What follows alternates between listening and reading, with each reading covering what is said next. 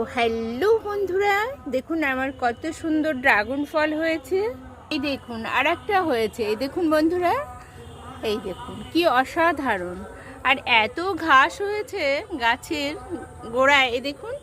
আসলে আমি গোবর সার দিয়ে করি, তো তার জন্য কিন্তু প্রচুর ঘাস হয়ে যায়। যাই হোক, আমি এবার কিন্তু এই দেখুন, আমি এবার ড্রাগন ফলটা ছিঁড়ে নিচ্ছি। বাপরে। তো বন্ধুরা দেখুন, আমি কিন্তু ড্রাগন ফলটা ছিঁড়ে নিলাম। তো এই ড্রাগন ফলটাও কিন্তু বন্ধুরা ছিঁড়ে নিচ্ছি আমি। এটা ওই দেখুন, এই ড্রাগন ফলটা কিন্তু হয়েছিল, কিন্তু কাঠবিড়ালিতে খেয়ে নিয়েছে।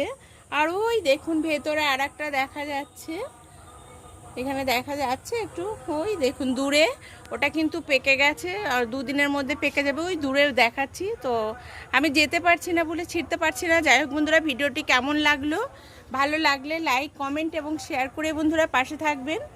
তো এই দেখুন আমার এই ড্রাগন দুটি কি সুন্দর, কিন্তু এটা কীরকম ওষুধ না দেওয়াতে দেখুন কীরকম গায়ে দাগ হয়েছে। তাতে অসুবিধার কিছু নেই।